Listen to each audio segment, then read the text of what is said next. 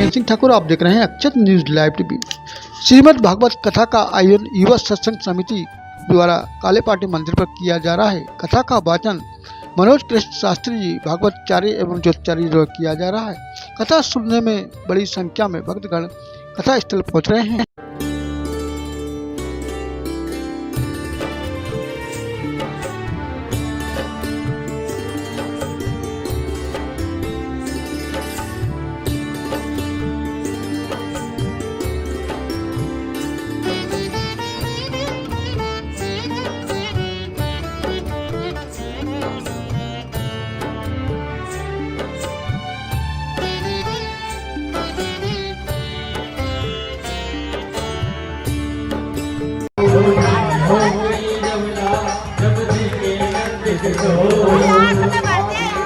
कलयुग केवल नाम आधारा, सुमिर सुमिर नर उतरहि पारा।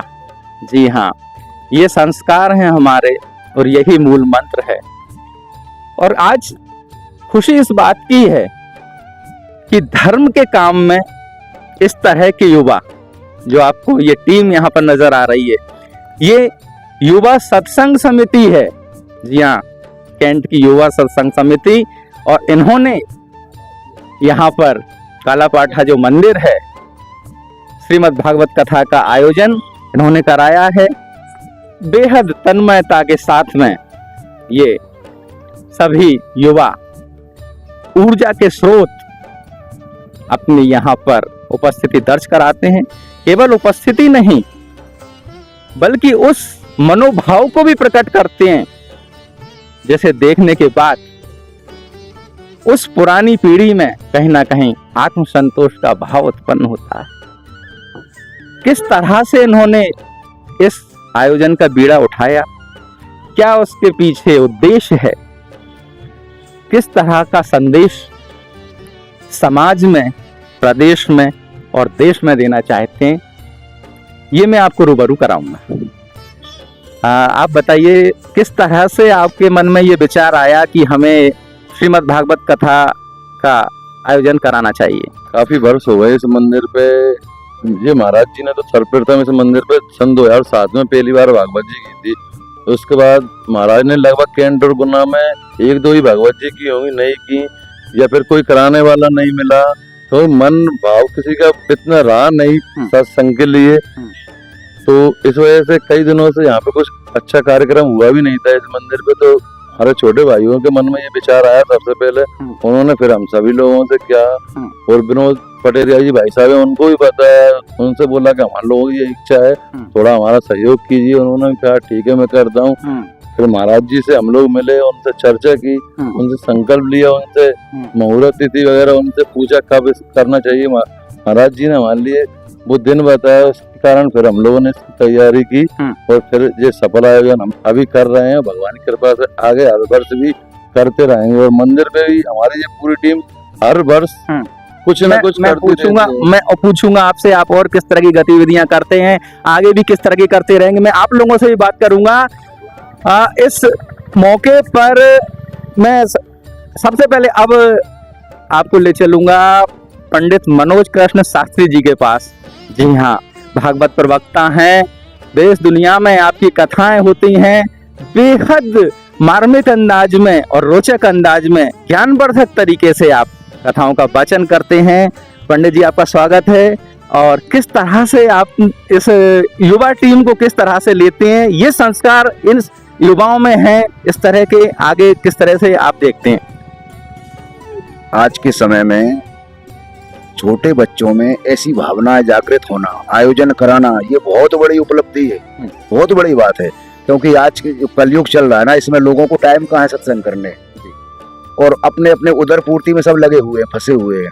पर इस समय में जहाँ धर्म धरनी में धस रहा है, उस समय में ये छोटे छोटे बच्चे, गजब की बात। बल्कि मेरी यह कथा हुई थी पहले 2006 में, तब शायद इनमें से कुछ बच्चों को जन्म भी नहीं हुआ होगा। उसके बाद दूसरी कथा इस जगह पे है, कथा चूंकि गुनाम बहुत हो गई है, पर इस जगह पर, इस क्षेत्र में, तो ये बच्चों में जो उमंग देखी कथा करने के लिए, जो उत्साह देखा कलश यात्रा में भी, कथा सुनने का भी, जो आज वृद्ध पुरुष हैं, बूढ़े हैं, वो कथा सुनना नहीं चाहे, उनको समय नहीं, अभी भी उनको माया लगी है। पर ये बच्चे अपना काम छोड़ के कथा कर रहे हैं इस कलयुग में, बहुत बड़ी उपलब्धि, बहुत बड़ी इनकी सोच अच्छी है, इसलिए बहुत अच्छा काम है इनका। मैंने कथाओं में भी इनको सम्मान दिया। मैंने कहा ये बच्चों की नई युवा में यदि सत्संग की भावना जागृत हो रही है तो कहीं ना कहीं ये सतयुगी पुरुष हैं। नहीं तो आज के समय में बच्चे कितने नशा की तरफ मुड़ रहे हैं, कितने पतित हो रहे हैं, दूषित हो रहे हैं नई उम्र के, और मोबाइल में तो ऐसे जमे सोशल मीडिया में बच्चे को, उसके अलावा टाइम नहीं मिलता उनको। लेकिन इस समय में ये बच्चे कथा करवा रहे हैं, खुद सुन रहे हैं, रह रहे हैं, 24 घंटे टाइम दे रहे हैं, ये बहुत बड़ी उपलब्धि है, बहुत अच्छी सोच है इन लोगों की। और बल्कि मैं तो कथाएं तो बाहर करता हूँ, पर गुना में तो काफी समय से बंद कर रखी, क्यों लोकल में रहता हूँ। अभी कथा चूंकि मेरी राजस्थान में झुंझुनू में थी, उससे पहले इंदौर में थी, भोपाल में थी, बाहर तो करता हूँ और ज्योतिष काम परमात्मा की कृपा से ऑल वर्ल्ड में है। पर गुना में लगभग 15 साल से कुछ नहीं किया, जहाँ पे क्लियर ऑफ कर दिया था, जहाँ पे रहना है। अब ये बहुत दिनों से कह रहे थे, और वो भी ये बोल रहे थे मूर्ति ऐसा लो जिसमें जिस दिन कृष्ण जन्म हो, भागवत में चतुर्थी कृष्ण जन्म कहा, चौथे दिन कृष्ण जन्म होता है, उस दिन जन्माष्टमी पढ़ाना चाहिए। तो 2 in 1 दोनों चीजें हो जाए, जन्माष्टमी भी और भागवत में भी कृष्ण भगवान का जन्म। तो उस हिसाब से मैंने कहा ठीक है, ये अच्छे ही है, अच्छा आनंद आएगा, उत्सव होगा। तो इनके लिए बहुत बहुत साधुवाद है, बहुत बहुत धन्यवाद है।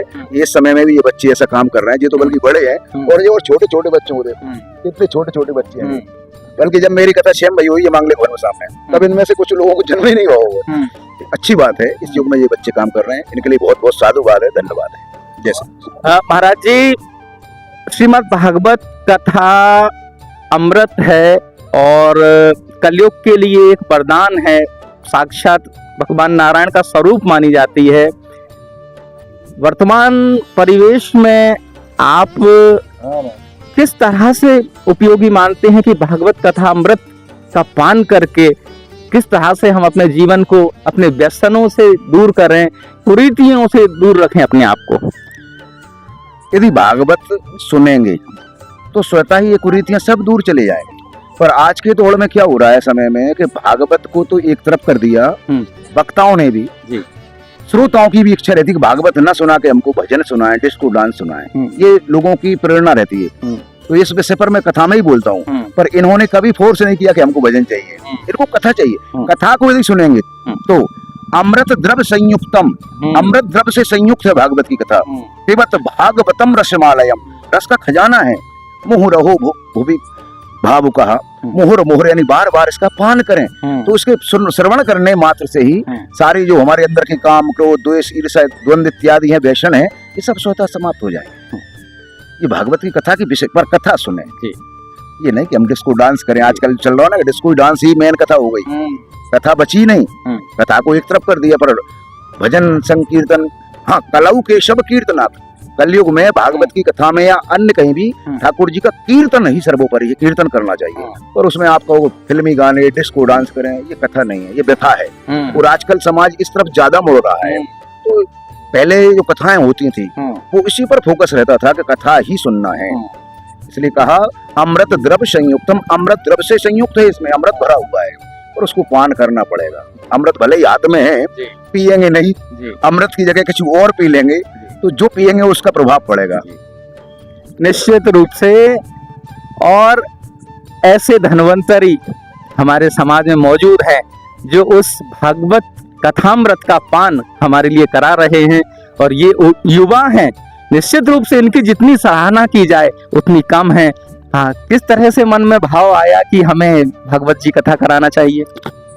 जी, हम लोग सब दोस्त लोग ऐसे मंदिर में जब भी छोटा मोटा कोई प्रोग्राम होता है एक बैठक रखते हैं, तो ऐसे ही विचारधारा कर रहे थे सब लोग दोस्त मिलके। तो काफी टाइम से चल रही थी योजना कि हम लोग एक दिन इस योजना को सफल करें। तो ऐसे ही सब लोग मिलके हमने कमेटी बनाई, मंदिर की जो कमेटी है, फिर बड़े जो भाई लोग हैं उनसे बोला कि इसके लिए अपन लोग तैयार करते हैं जो भी योजना होती है। फिर एक तारीख पंडित जी से मिलकर फिक्स करी, फिर हम लोगों ने सबके संपन्न किया। तो ऐसे सब लोग साथ मिलके हुआ है। किस तरह का अनुभव रहा? बहुत आनंद आता है, अमृत बरसता है, जो लोग इसका रसपान कर रहे हैं वही जाने। कोई दिक्कत नहीं। तो सत्संग समिति का निर्माण हुआ और राम सिंह कुशवाहा जी अध्यक्ष बनाए गए। किस तरह से मन में विचार आया कि इस तरह का आयोजन करना चाहिए? कुछ नहीं, इस तरह का पहले हम प्रोग्राम करते हैं जन्माष्टमी पर, जो खीर का भोग लगाते हैं हम ठाकुर जी को। तो वो क्या थोड़े थोड़े हम आगे बढ़े, पहले हमने 5 किलो 40 किलो 60 किलो ऐसे बनाई। तो मन में थोड़ा विचार आया कि हम भागवत जी करवाएं जन्माष्टमी पर। तो उससे क्या मैंने दोस्तों से बात की, ये गौरव है, किशन है, बिट्टू है, अंकुर सिंह सोलंकी, अमन जी, रोमी वगैरह, हम लोगों ने इनसे बात की। तो उन्होंने बोला है कि ठीक है करो प्रोग्राम, आगे हम बढ़ते हैं और आगे सपोर्ट लेते हैं, जिसका सहयोग मिल के सबका सहयोग ले लें। फिर मैंने कदम बढ़ाया आगे, इन लोगों ने हिम्मत बांध दी, तो चलो करते हैं, जो हुआ तो देखा जाए, ऊपर वाला करवाएगा। तो थोड़ा मुझे ऐसा लगा, तो फिर मैंने बोला कि ठीक है, उन्होंने बातों ने फाइनल करके तो महाराज जी से बात की। महाराज जी ने बोला ठीक है हम कर देंगे, मैंने कहा हमको ऐसा समय चाहिए जो जन्माष्टमी पे हो। तो उस समय थोड़ा आगे बढ़े, बाकी सब प्रोग्राम बढ़िया हुआ और हम तो ये चाहते हैं अच्छा से अच्छा प्रोग्राम हो हमारा। हमने जन्माष्टमी बढ़िया बनाई बहुत अच्छी तरीके से। अभी कृष्ण जन्माष्टमी जो हो गया, सब बड़े प्रोग्राम कर रहे हैं हम। जन्माष्टमी में भोग भी लगवाए थे, पहले था हमारा 40 का टारगेट, जो खीर बनाते 40 किलो की टारगेट। इस बार हमने 70, 65, 80 के टारगेट बनाया। तो मतलब ये वो हमारा ये मुझे दिमाग से गया क्या, हर साल मैं ये सोचता हूँ कि इस साल भी कम हुआ तो इस साल से और ज्यादा होगा अगले साल से। बस यही है मेरा।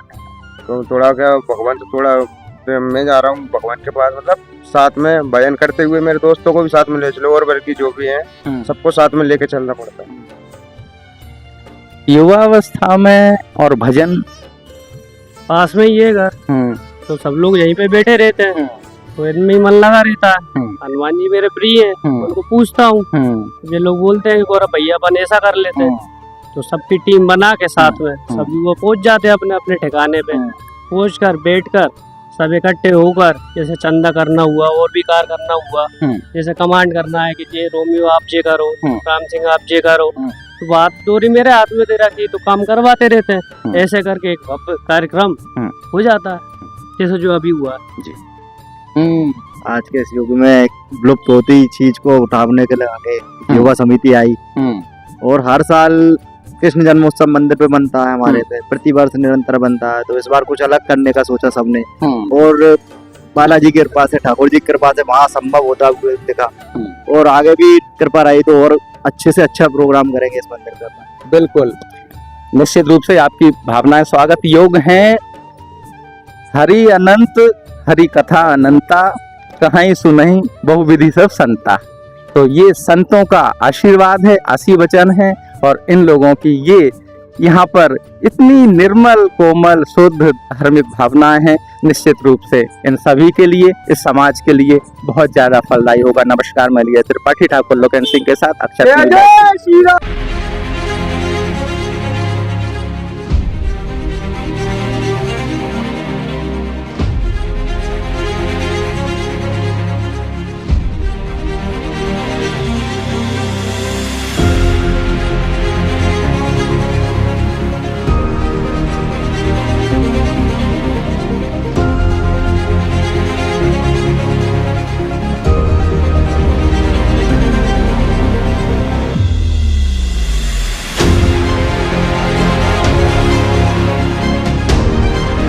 न्यूज़ मिलेगी आपको आपके मोबाइल पर, तो देखते रहिए अक्षत न्यूज़ लाइव टीवी, अपनों के साथ सबसे पहले सबसे सटीक।